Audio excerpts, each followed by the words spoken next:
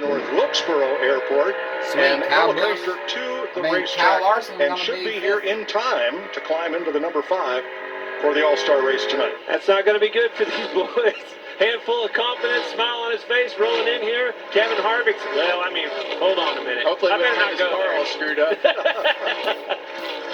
He'll be just fine.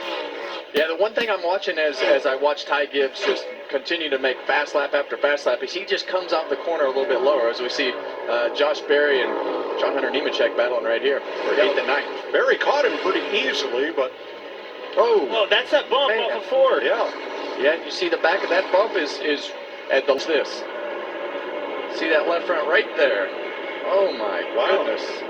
As soon as that left rear hit it, I'd call that the hospital hop. Well, Marcus Smith, who owns the racetrack, and Steve Swift, who has helped build and prepare it, told me yesterday that they used a proprietary paving technology so that the new pavement at Wilkesboro would retain all of the characteristics of the racetrack before the repave. And the other thing that I liked they did was didn't take character out of it like that. Like that bump, there's a bump getting into 3 as well. They left those in there purposely to keep the character in this racetrack. And the other thing that they did, to add another layer to that, the aggregate that they used is much bigger and had the pores are much more open, so they're open for tire wear and, as this track ages. So I love the way that the racetrack already races, and as we run further into the night tonight, these cars will be further and further up the racetrack. Widening out more and more and more. That little bump off of 4 is pretty aggressive. And remember, that upper groove is banked more than the low groove. So the short way around is not always the fast way around.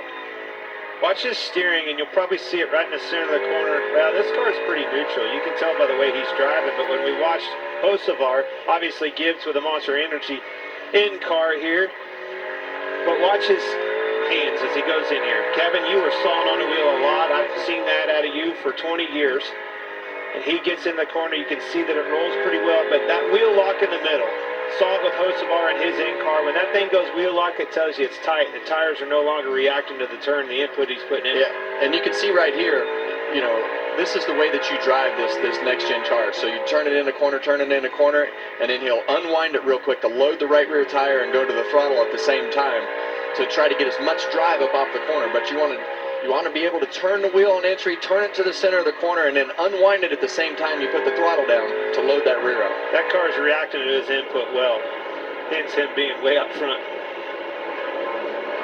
Now, I know after practicing the 5, you watched your onboard and other onboards, and you have pretty happy hands. Choppy. I call those choppy hands. Okay. Those are 7-8 month out of sync hands. That's what those are. Like Clint said, though, my hands are pretty choppy. I'm a constant chaser of the car. But you always have been that way. I mean, everybody drives differently. It's something that new when I watched your in-car immediately. It just took me right back to being your teammate, looking at your data. But this battle right here with Austin, it's been aggressive. All right, we're coming up on halfway next time by.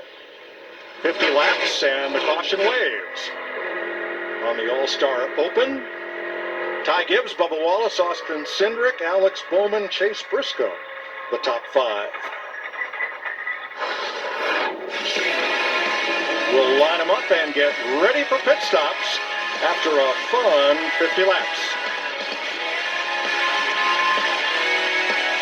At Wendy's, you can get English muffin in season. You're going to fit right in. Join us at Toyota Racing.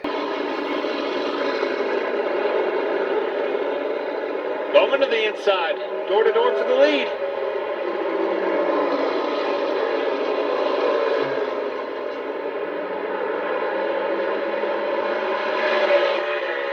See all these cars bouncing around really bad on low air right there. We saw it with Josh Berry earlier, and now we see these cars 3 wide. 3 wide, 2 rows deep. Bowman pushed Bubba up the racetrack quite a bit. Will he do it again? Bowman looks loose on the bottom, especially with the help of the 14 on his bumper. That 14 is not helping him with his loose condition, that's for sure. And Josh Berry coming way up in the high groove. That battle for second, so important. Only 2 cars make this.